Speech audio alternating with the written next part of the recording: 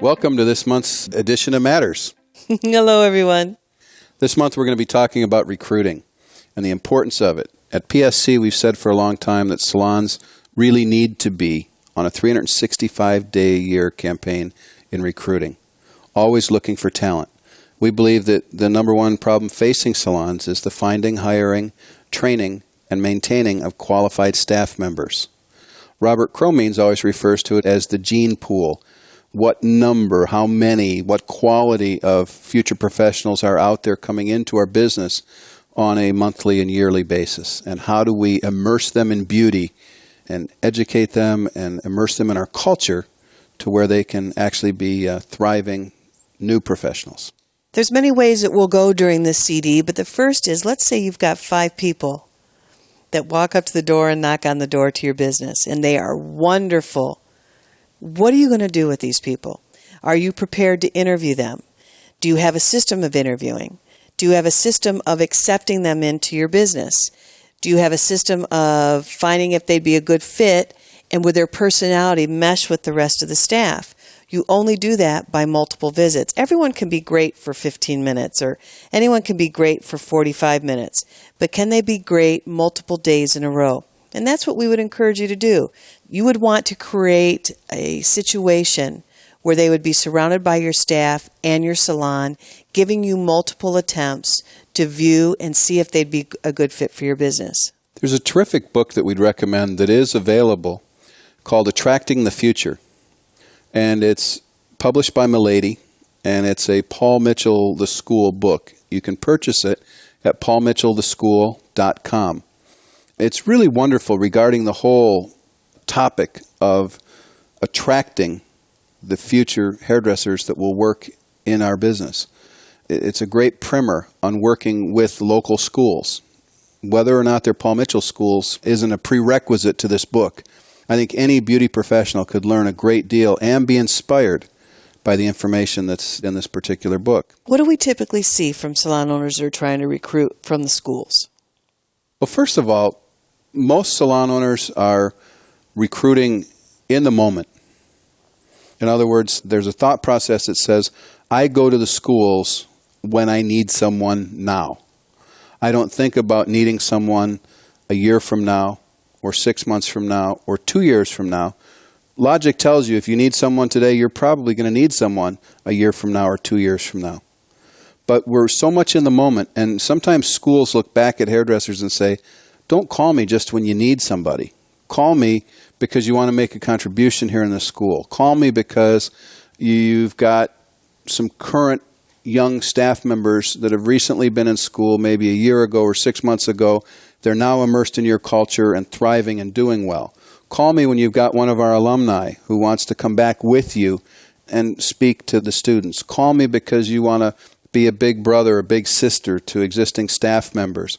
Call me because you want to walk on our clinic floor and coach for a couple of hours a week our future professionals. There's many ways to immerse yourself into a local school and really make a contribution, knowing that long term, staff will come from that. Staff won't come from that today, but it will come from that long term over time. And your growth really is planned long-term and over time. Generally, what we'll see is, we'll ask the question, rather, are you doing work in the schools? Absolutely, all the hands will go up. Are you doing it on a quarterly basis? No. How often are you doing it? Most of the time, it's once a year. They'll have an activity at the school. And what we think is that they're just confusing productivity with activity. Once again, we'll say, is there agenda? Do you have a printed agenda of what you're going to accomplish? No, we're going to go in and just do one haircut. What are you going to talk about? Well, we'll talk about our salon. Is there a specific piece that you're giving out to all the students that are attending? The biggest thing the students are thinking about as they're sitting there is this a salon I'd want to work in? Is this what the real world is? If you're not organized and disciplined and there's some voids in your presentation, once you're in front of the students, they're judging you. You're not only judging them, but they're judging you. And if you're not prepared to be in front of the students, you're not going to be prepared to be an owner of theirs. I think that I would have maybe a video of my salon. I probably would have a piece of literature that explains why my salon, why we would be a good choice, that we only pick the people that would fit this criteria and have the criteria be very specific. Talking about testimonials from people in the salon on how many guests they take care of, what's their income, where were they after year 1 in your business, after 2, 3, maybe after 5 years? Do you have any longevity of people that are in your business, maybe a testimonial from them? You don't need to bring all these people there, but a beautiful piece. It's a way to compliment your staff as well as put a great piece in the eyes of the students. Well, Terry, just so that I'm sure everybody's on the same page, sometimes when you say to a group of hairdressers and salon owners a beautiful piece of literature, they're thinking about going to a creative designer, a graphic design house, creating some fabulous promotional piece on That's not necessary. great heavy grade paper. The thing that you want to make sure of, if you can do it in-house, if you can do it kind of paper bag theory, where it doesn't cost you a lot, it also gives you the ability to change it more frequently. You just want to be able to tell your story. Exactly.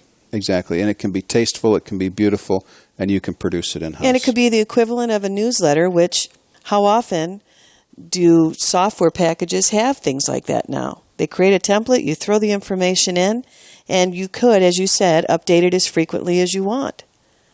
It doesn't become a dated piece that you think because of the dollars you spent on it that you have to live with it for 5 years to justify the cost of it. Well, and it's important because we're in a fashion industry, and if the piece costs us so much that we're using it 5 years later, it'd be like looking at a picture back in a yearbook. Yeah, that's true. And why did we wear our hair that way, and how could we have thought we looked good that day when we went to school? So we want something that can be very fashion conscious, current, updated, regular, that we can put our most recent success stories on. And again, that's just proof that we're vibrant. And plus, a good school program means we're going to be there frequently, and it'd be nice to have an updated copy right while people are going through their 11 or 12 months worth of school. Well, think about the mentality. We've had hairdressers talk to us all the time about what those last 90 days of school are like, or the last 6 weeks. And they're not in the best frame of mind. And sometimes we salon owners who are acting pathetic and desperate because we need staff so much are going to these people who are in their right mind, or wrong mind, rather, desperate and pathetic themselves because they hated school, hated the experience, and can't wait to get out. Now you've got pathetic speaking to pathetic. So what do we do about that? And how do we change that? We're not desperate. We need great people. We need great talent. And how we go about that, everything is going to be mirroring the owner's energy, passion, commitment to their business. And the best thing the student wants to know is when they get into this new salon, are they in great hands?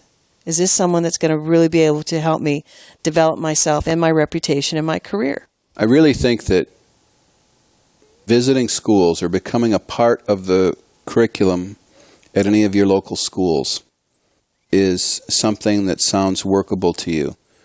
The challenge I would throw out is don't go to any school, even the first time, unless you can go there many times in a year. Many. What does that mean? 3, 5, 6 times within a year. And here's why.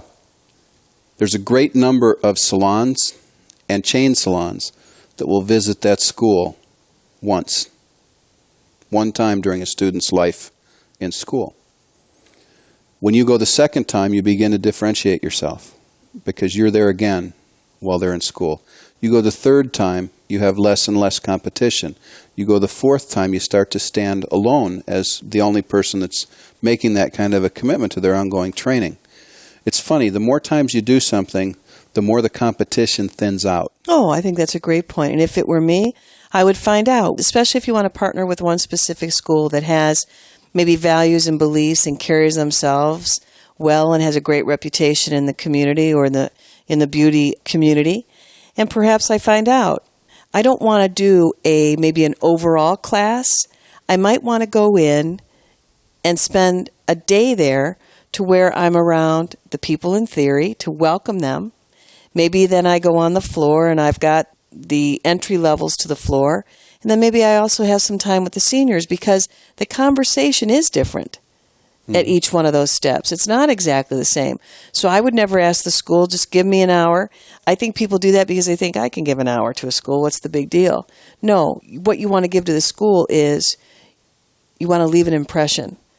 And the way you do that is by personalizing it to your class and maybe spending 3 or 4 hours there, not just 1 hour doing a haircut. I don't think that's going to say enough about your business and what you can do for them. This is something that I believe has really changed within the last 3 to 5 years, maybe even more so in the last couple of years, is how we look at schools. I think that schools were by and large thought of as just a place people went to put in their time and learn how to pass a test and then get out into the real world. I think that many times we haven't fully embraced schools. We haven't fully embraced the instructors or learning leaders that work in those schools and that provide future professionals and hairdressers for our salons.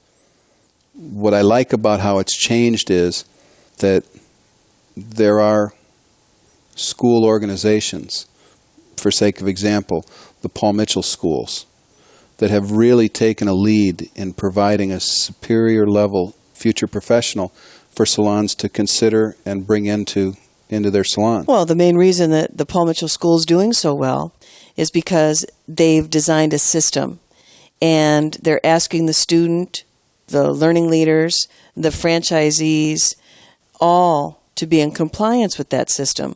And what that system is doing is creating happy future professionals, not people that are frightened to get out into the industry, but people that are excited about getting out into the industry.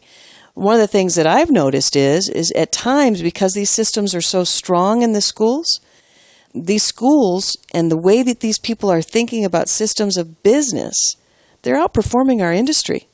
They're outperforming our salons that do not have systems in place, even to the point where the student is more prepared to be a business person than some of the salons who's ready to receive them. Does that make sense? Well, yes. Here's the way that maybe I would put it, is there's a clearly identifiable culture that they become part of while they're in school. And they're kind of taught that this is the beauty industry. This culture that you've experienced here, the way we praise, the way we communicate, the way we learn, the way we grow and develop, that's what the beauty industry is. That's what I can experience once I'm in a salon. And if they're going out into the salon and they're not seeing that, then they can become disillusioned. And I think that that's what you mean maybe, Terry, by saying that in some of these cases they're outperforming the industry, because the average salon that they go to interview with and then wind up going to work for, they don't lack the technical ability by any stretch of the imagination, but what they lack is the structure, the system, and the culture that makes what we do technically fun. While you're listening, one of the things that Steve and I would encourage you to do is start to study anyone that has to be a coach. And the greatest coaches that we enjoy studying and looking after is college coaches, whether it's Pat Summitt or Coach K. Many college coaches now have books out, and their theories and their thoughts of coaching are clearly written that you can study. But the biggest thing I love about college coaches is the fact that they cannot get too comfortable with their team. Because every year, in most cases, they're going to lose a senior that's going to graduate, or perhaps someone's going to go into the draft, decides to go into the pros early, and all of that could be against the plan of the coach, because their obligation is to bring some kind of winning season to their school. Well, Terry, let me give you an example. Not this year, but the year previously. Much to my chagrin as a Duke fan, North Carolina won the national championship in basketball, men's basketball. And what was interesting about that is that they had a team of mostly underclassmen. Their top 6 players Now, there's only 5 on the floor at any one time, but their top 6 players in terms of scoring and minutes all left that school and went into the NBA draft after their national championship. So here's a coach coming off a national Equivalent to a walkout. championship who literally had to replace his entire team going into the next season and was expected, as the defending champion, To do well. to compete, was expected to play against teams like Duke and Wake Forest and Maryland and North Carolina State and some of the great basketball schools from the nation. And he couldn't go out to the center court and shake the coach's hand and say, hey, well, you know, coach, I lost my 6 best players. Don't expect much of a game. He had to be ready. He couldn't say that to his alumni or his supporters or any of the rest. He had to rebuild a winning team. All of these college coaches do. And so part of it is knowing that in advance and then having an opportunity to prepare for it. And then working the problem, working the challenge in the situation. And, some of the listeners could say, you know what? I mean, they've got how many games? So really, it's not showtime till game time. And my business is open 5 days a week, and it's game time every hour that I'm open. Fair. It is fair. Absolutely fair. However, what comes first, the chicken or the egg? And the point is, if you are, and most owners are active behind the chair, bringing in, in many cases, over 50% of the income, when do you have time to recruit? When do you have time to think about developing your lineup? What do I have to do? What do I have to bring in here? What systems am I going to concentrate on?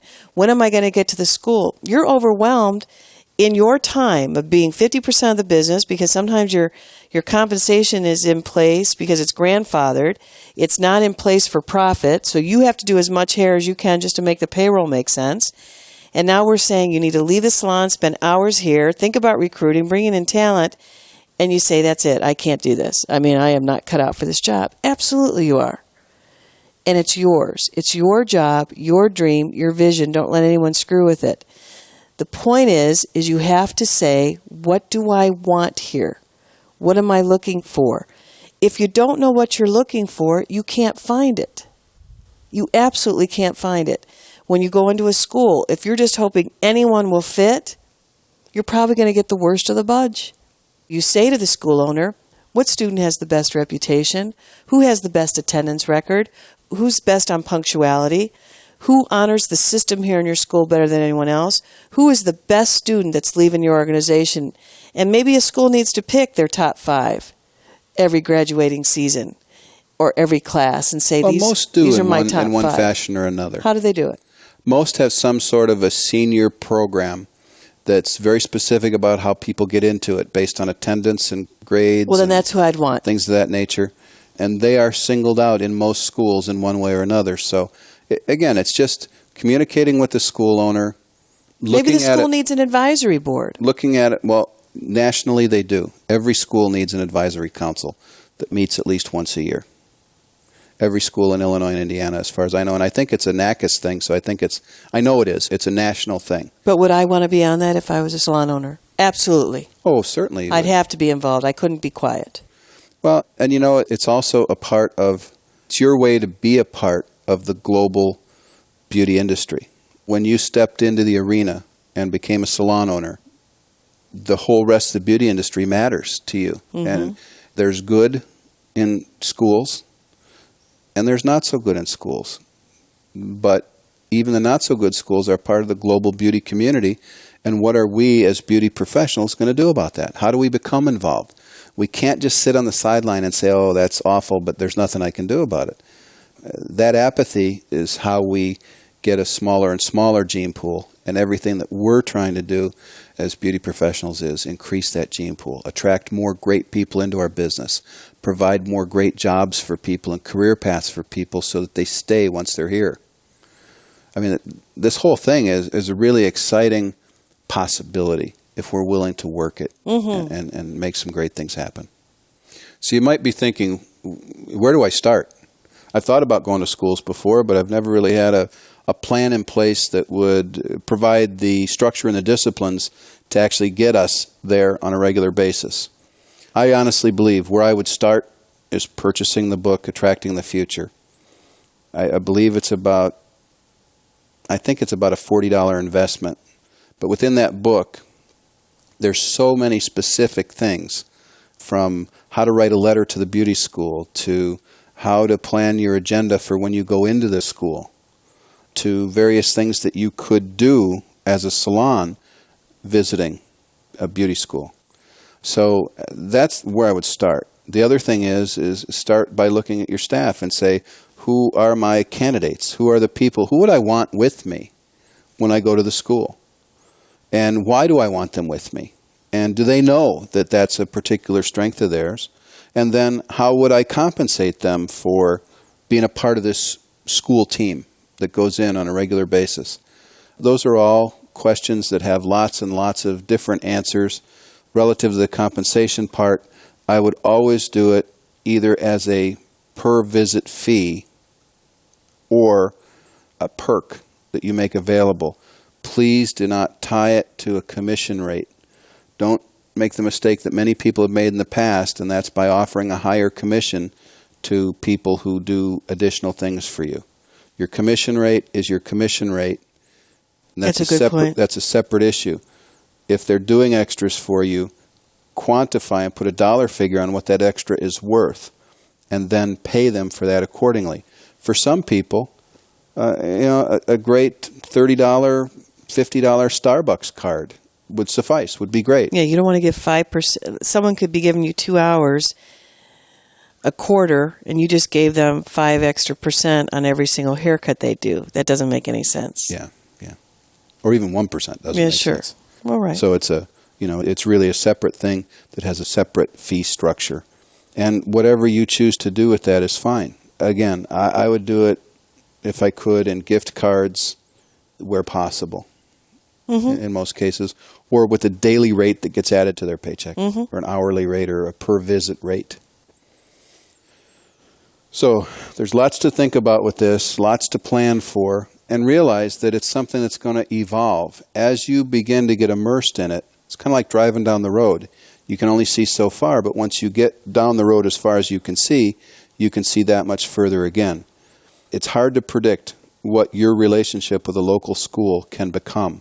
I might want to have an open house for the instructors at my salon. Great idea. Bring them in, especially if I've got multiple... Appreciation. Sure, appreciation night for the instructors. Throw a little cocktail party for them, maybe some spa services if you offer them. I don't know a lady in the world that doesn't like to have her nails on her hands and feet done. And just pamper them and fuss over them a little bit. You need people that are cheering about you in the schools. And what better cheerleaders than the instructors? Maybe a little gift bag from you. There's ways to go about it and fuss them. We're not trying to buy their loyalty. We're trying to say, look, this is what we're all about in our salon. This is what your future professionals could be surrounded by if they worked here, and just really fuss over them. We could also create a big brother, big sister program in the schools with some of the seniors, that we take our senior staff and we go over and say, okay, for this month or this 6 weeks or 8 weeks, we're going to create a big brother, big sister program. And I'll be with you for the last 8 weeks getting ready to jumpstart your career. I can help you with your interviewing process, your resume, maybe perfecting some of your skills that you're a little nervous on. And what loyalty is that going to bring? Loyalty, right, once again, back to your salon. How exciting is that? There is no limit, really, to what you can create. Again, if your heart's in the right spot, if you're absolutely committed to it. And one of the things that I think a residual for you as a salon and salon owner is that I think it definitely is an experience that raises your self-esteem as a group. When you do something outside the salon, when you do something for the good of the industry in general, I think you're raising your self-esteem.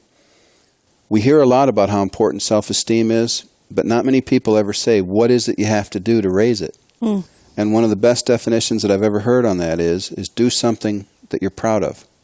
Doing something that you're proud of helps to raise your self-esteem directly.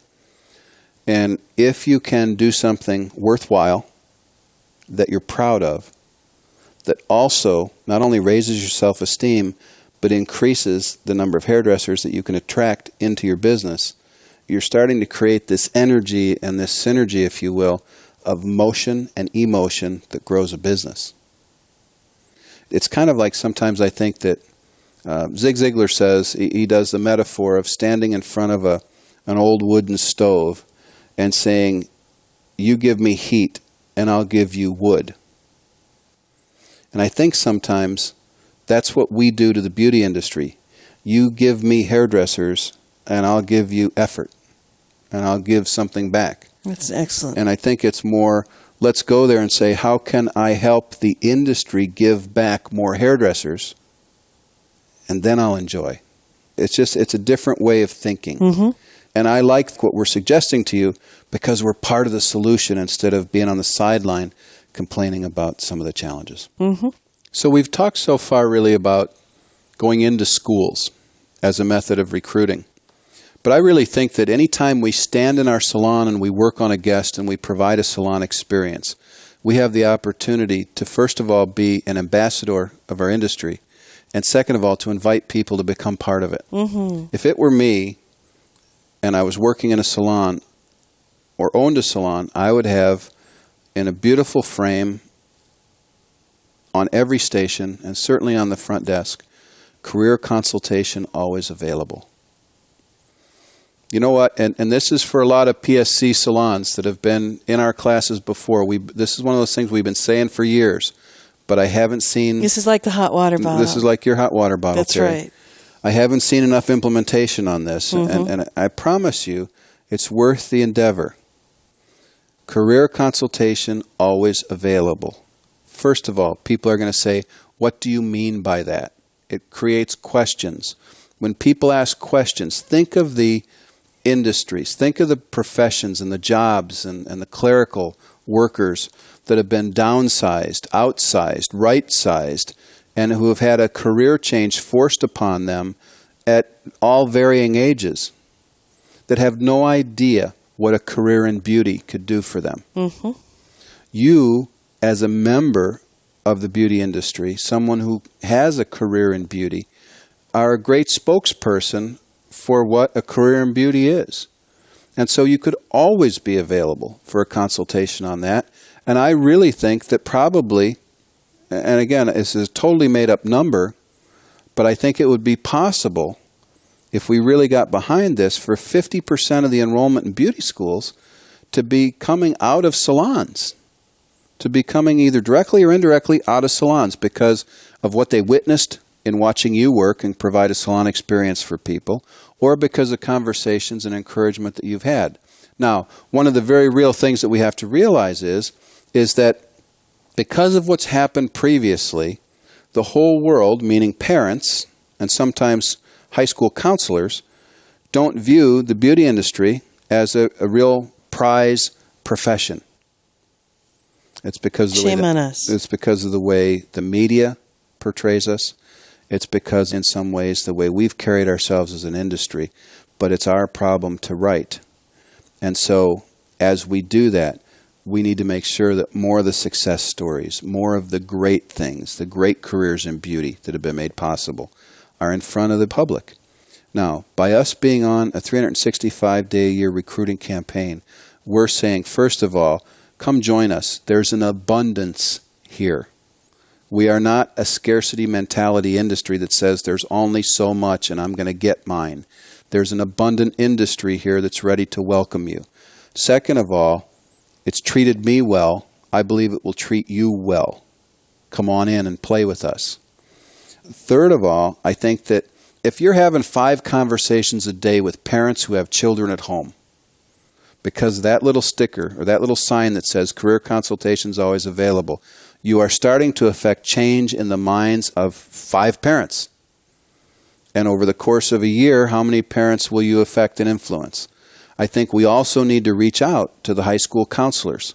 As Terry mentioned earlier, to have an appreciation night for the learning leaders or beauty school instructors, I think we need to invest some time in the counselors Great point. at local high schools. Mm-hmm. And know what we're going in there to talk to them about and invite them in to be serviced in our salon. But we've got to start changing the way people look at our business. And certainly, we're saying this to the people who would represent the beauty industry in the best fashion. Because if you're investing in you through these CDs, if you're investing in you through advanced education and through trying to constantly upgrade your salon, you are exactly the representation that we would want in front of parents, in front of counselors, and certainly in front of learning leaders and school instructors. So it's looking at it from a big picture standpoint. It's looking at it from a long-term standpoint. It's not just call the beauty school, I need 2 people. It's so much more than that. It's I'm going to need people to fuel the dream of our salon organization over time. And realizing that, I'm going to get involved at every level. I'm going to get involved in talking to anybody really that'll listen. I mean, isn't that what happens? I mean, the story of Walt Disney taking people out to see his plot of empty land as he tried to convince banker after banker after banker to loan him the money. That's what entrepreneurship is. It's making and crystallizing a vision. If your vision is a huge salon, if your vision is having a magical presence inside your community, that requires people. And in order to have people, we've got to attract people. You know what? I agree with that. And I'm thinking, if you don't know how to recruit staff, how are you going to learn how to recruit customers? It's really all one and the same. It's talking about what we do, how we do it, and we want you to be there too, whether it's as a fellow teammate or as a customer to enjoy the service. Now, some of you are thinking, all right, I've got that. Now, what about my support staff, the ones that are not industry graduates? Okay. I look at that as it is a big world out there, and I need to find the greatest people to be in my business. I don't care if I'm having dinner at a restaurant, buying something from Pier 1 Imports. When I find someone who's got that little extra that said to me about her commitment to customers and that she's excited, she's happy, she's pleasant, it felt great doing business with her, I'm going to say, what are you doing here? How long have you been here? Are you happy here? Are you going to school? And they usually say, why? Because I own a business and you'd be someone I would love to think about interviewing. Not hiring, interviewing. What do you do? I talk about my salon and I go into the whole conversation. I don't care if you're going through Jewel Foods, at Nordstrom, anywhere. You find out the greatest compliment to anyone is to be recognized for the work that you do. So if you say your service is extraordinary, I would like the chance to interview you for my business, I think that's a really nice compliment. Could they say no? Of course. But to say nothing, you have no chance at them. To say something, you've at least stroked them and paid them a compliment. What happens if they haven't had a compliment in a long while from anyone they work with? All of a sudden, an outsider's providing them that. That's real positive. And it's not about money at this point. It's about just complimenting what you do and how you do it. So anyone that you come in contact with that gives you that extra. A lot of times in a restaurant, I'll say, are you going to school? Yes, I go to school during the day. That's why I work here at night. It's lucrative because in a restaurant situation, they always have money in their pocket. Well, guess what? In my salon, the thing that I can offer is free services to you. So there's a value there also. So there's so much that can be talked about because there's a whole world out there of service providers. Some businesses really don't need that person to have that extra wow. In my business, in the beauty business, we absolutely need that. You know, what I'm enjoying in listening to you, Terry, with what you just said is it ties back to the Stylist CD that we recently did on the greeting and referral. And specifically, when we talked about the greeting, we talked about seeing people in a pass or fail environment. Every time we pass someone on the street, it's pass or fail based on our connection. And I think that based on your premise that business is business and service is service, if we can become more compelling when we meet and greet people, we almost instantly become a recruiter in one way or another. We're either recruiting a guest to come into our salon and be a paying customer, or we're recruiting future professionals, or we're recruiting the non-technical side of our business, whether it be a spa director, or whether it be or we're recruiting friends a reservationist or husbands or front desk staff. Yes. There are... Oh, you didn't even get that. No, I didn't get that. You didn't hear what I said. Friends, recruiting friends. Or husbands. You could be recruiting anyone. Oh, good to know. Anyway, I see a real tie there. So if you've had an opportunity to get your hands on the stylist version or edition of the greeting and referrals, I think it would be a real nice tie into this for how we take this down to the next level and involve our staff in this as well. Certainly, you want to approach this from a team basis. Yes, you are the leader and you're leading the charge and it's part of your vision. It certainly is your responsibility. But boy, what a great thing to have lots of extra energy on from your staff. Could you do a signing bonus? Absolutely could. There's no rules on what you can do to create. If you have someone who's a big sister and we find that we bring them into the salon, could there be a little bonus for them for the recruiting process, because I'm sure they were very instrumental? Absolutely. There are no rules. The rules are there's no rules in trying to recruit. And you want to do it in a nice way because it's a small world and you don't want to alienate another business during the process. We do need to talk about recruiting from other salons and how we feel about that. Would you like to start? Sure. We don't believe in it. Right. What we've shared with you thus far is what we believe is the best way to grow staff. It's a way of attracting people into our industry. It's a way of taking and nurturing and bringing people along as they join our industry. We believe very much in training people in your way and in your culture and in your technique. Homegrown. Homegrown, absolutely. The opposite of that, or an alternative of that, is to recruit or hire people that are already working in salons and that already have what they commonly refer to as a following.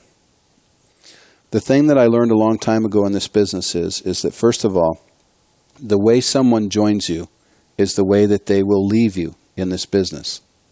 So if someone joins you with a following, they will leave you with a following. It's just a matter of when. If they can look at it that they brought you, so to speak, customers, guests, they came along with them. They followed me from my previous salon. Chances are excellent if they followed them once, they'll follow them again.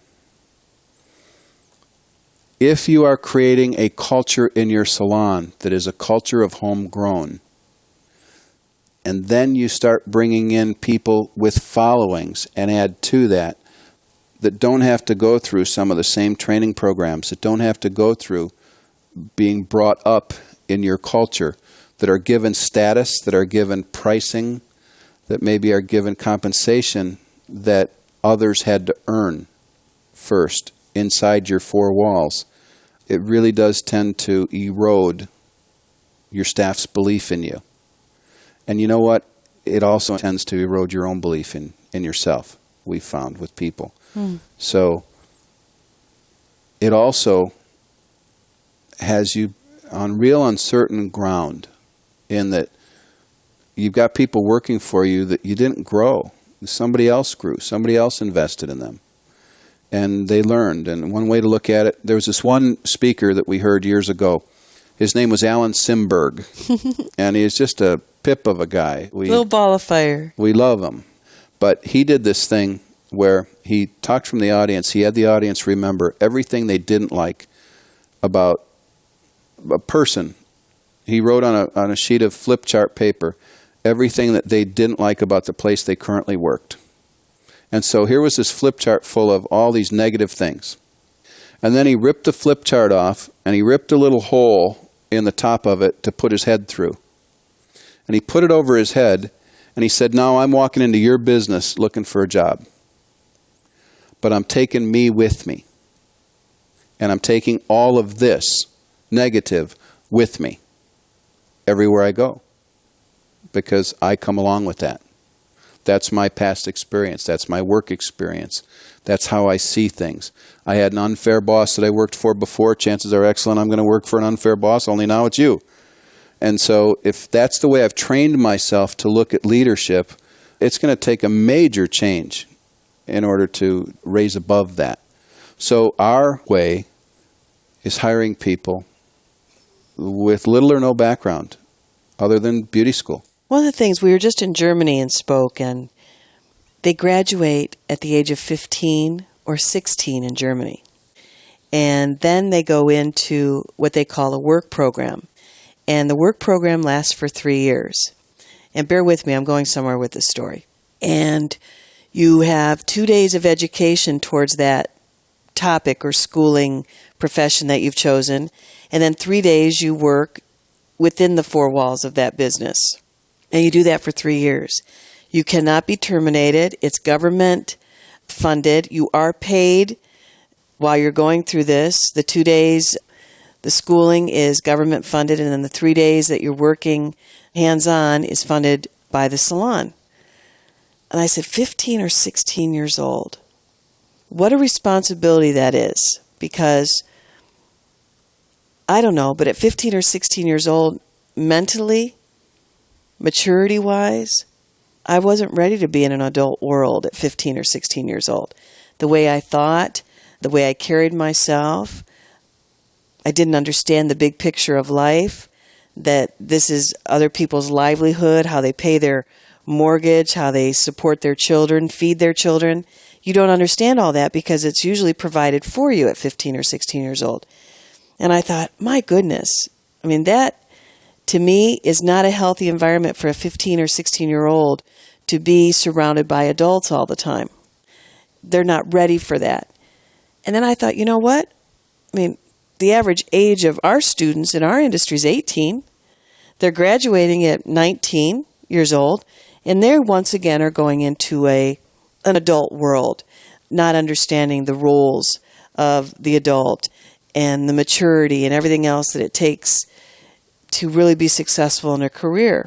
One of the things that I would encourage as I would think about and go about recruiting is really help my senior staff understand the role that they have in developing these young minds in our industry. Not to make them an equal. Make sure that there is a senior-junior leadership role that continues after they graduate from school, but that they're living in every day in our salon. Sometimes we want to take them out early. I've even heard of people allowing the seniors, allowing the juniors that are even underage to drink with them and so on and so forth. That's a very confusing message. We have to be leaders and mentors to these young people and really carry ourselves in a responsible, mentoring way. And there's some seniors that don't want that responsibility. And there's some juniors that don't want the seniors to carry themselves that way. However, it's necessary in the big picture, I think, of what you're trying to accomplish in your salons. So we'd have to be very specific. Senior staff, this is what we're doing, this is how we carry ourselves. And even in our own company, I'm very cautious when I see young people come in and they're not ready for the adult world. We really have to give them the tools they need. And some of it is with good discipline and systems that helps with that. Sometimes conversations. I had to have one just recently. A delicate conversation with the youth. But it's only to help them fit into our world. And sometimes we ask them to fit way too soon. It's not easy for them. You know, I think because I'm 45, I think, you know what? I don't feel that much differently than this 20-year-old that's sitting with me in the room. Because there's times when I still feel 20 years old. But there's a big difference between a 20-year-old and a 45-year-old. And I have to make sure I understand the difference of that. And then what I have to help that 20-year-old know and learn and really help them understand what I expect of their performance. It's critical, absolutely critical. Okay. So as we go from critical, I think what's really important, fun. Terry, You're I'm not sassing. making fun. I'm not sassing you. Yes. I may Sass, sass you right? before we're done. Okay. But I think the important part is to realize the uniquenesses in the staffs that we have. If, in fact, you have an established staff and you're going to be recruiting all brand new staff right out of beauty school, there's going to be such an experience and age difference in many cases between them. And like you said, Terry, the inclination is to treat everyone the same. In reality, that's where the problem gets in because sometimes the existing staff doesn't like it when we treat the new staff exactly like them because they don't think they've earned it. Yes. So we always like to think that there's the legacy staff members and there's the new staff members. The legacy staff members have a role to play, and that's that, first of all, we need to always make sure that we're contagious. After all, we're the proof that the system works. Your legacy staff members are the proof that the system here in the salon, that the culture here in the salon, that it works and it's viable and it's worth emulating, because you then, legacy staff, become the example for the new staff. What the new staff offers the salon is that first-time excitement and enthusiasm, that twinkle in their eye, that this can't miss. It also says to the legacy staff that the system is working and it's viable because there's new life that's obvious and evident within the company. Both sides offer something to one another that's really very, very vital to an organization. The difference is they're not the same. They're just not the same. They have different learning requirements. They have different learning capabilities, learning styles sometimes. They have different life experiences. Someone that's done hair behind the chair for 5 years, the number of clients that that person has touched, let alone 15 or 20 or 25 years, compared to someone who's been in the industry a sum total of 1 year, it's night and day difference. Now, doesn't mean night and day difference better or night and day difference worse. It's just different. And leading, we have to make sure that our culture and that our style accommodates both of those people if we're going to have both of those people, both of those types in our business. Good point. So now, as we're coming to a close on this, I'm sure that some of you may be aware, but Terry and I have again been students. We've spent time studying in the Paul Mitchell the School organization. We are excited to say that we are looking to become part of the change in this industry on yet another level.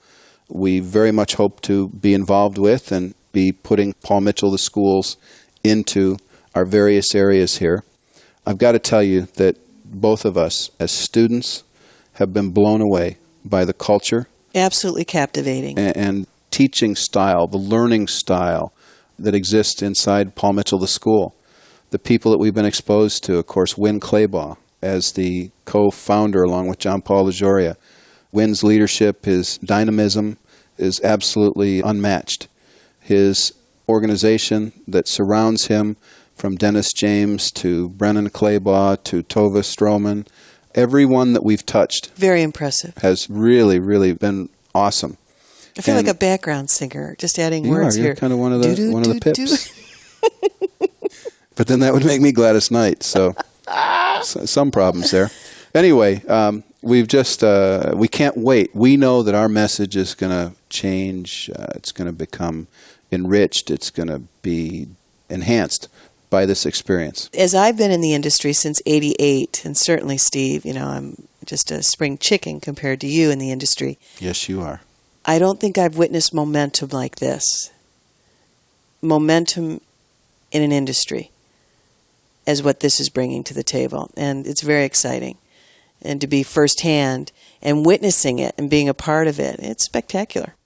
So we've tried very hard during this recording to keep our recruiting message more generic. We certainly don't want to use all of the Paul Mitchell the School material in these CDs. We've tried to keep the recruiting certainly with an eye that would work toward any school. But it's who that we you would- are now, that you so would we can't touch. help but talk about it. That's right. We're very, very proud and delighted to be a part of Absolutely. that. One of the things I want to remind all of you to do that's imperative with each visit or conversation with the schools is, first of all, after you present there, please ask them to rate your performance. Let them know that it's very important to you that they're honest about how you did in front of the students. And also ask them, what can I do for you? As a salon professional and a salon owner and a member of the salon community, what can we do for you? What do you need from us? Well, I hope you've enjoyed today. Today has really been about how to be a better citizen as a salon owner inside the beauty industry, what the responsibilities are to that, how we continue to help to grow it by inviting people into our business. As we study the school industry more, I'm sure we'll have more in-depth information and ideas and topics for them on this very issue. Oh, certainly. So have a terrific month. The thing that I would like to close with is that this is information that only has value if you find a way to take it from these CDs into an action plan. Get your staff together and decide what you want to accomplish when it comes to recruiting talent for your business. Thank you very much. Thank you so much. What's our first afterthought going to be? Well, Terry, you made mention of our time speaking in Germany. Yes. And I wanted to Jumf, Wimpf, Fumpf. Fumpf. Fumpf. 5 things about that. That's what Fumpf means. Fumpf. 5. Anyway, what I wanted to share with you is just a couple of thoughts. This CD has been about recruiting. It's been about being a citizen of the beauty industry and attracting people to it. And I want people to know that our host was Reinhold Wild, and he is responsible for the countries of Germany, Austria, the Czech Republic, and Russia, distributing Paul Mitchell exclusively in those lands. And we were hosted absolutely magnificently by Reinhold, his son Noah, and his assistant, Director of Education. Kata, Katarina. It was a delightful experience to speak to 150 or so. Maybe 200. Maybe 200. Our interpreter was Peter Hartman. Peter Hartman, who spent some time working here in Illinois when he thought he was first moving to America. What I want you to know about that time was, for us to go overseas to Europe and visit salons and see salon owners, we were in front of exclusively salon owners from those areas, primarily Germany, and see that the challenges are essentially the same. Exactly the same as what you face. The one question that the young lady raised, we were talking about what to expect from your staff's performance, and that you don't have to take casual performance or marginal performance. You don't have to accept that as an owner. And one of them raised their hand, and it had to be interpreted, of course, but she said, when is one more gum chewing or one too much? Too many times late. Too many times late or too long of breaks, when is it enough? And I thought, gosh, that happens in America. It's the same thing. And then she thought about it. She said, so you have no answer. Do you remember that? Yes. And I said, no, I'm trying to be politically correct here, but I think we answered by saying no one has the right, don't give anyone permission to step on your dream. What do you want from your salon? And if you're allowing that kind of freedom to take place that's interfering with what you want to accomplish in your salon, then I think you've made the decision just by asking the question. But yes, essentially the problems were exactly the same. I remember having a conversation with a couple that had a salon that they'd bought from the lady's parents. Mm-hmm. They first inherited their staff, and the salon happened to be attached to and still owned by the structure owned by the parents. The salon was owned by these two. And I talk all the time about being third generation in the salon industry. Here they are second generation, but they're second generation in the same 4 walls. And so the challenges that they had, and what I saw happening inside of them all day long was, we know the salon we dream about, and it doesn't surround us. Do we have the courage and the energy to make that happen? And isn't that essentially sometimes, have we ever been there? I've been there certainly as an entrepreneur and an owner, where I've questioned the 4 walls that are around me versus what we set out and what we intended to do.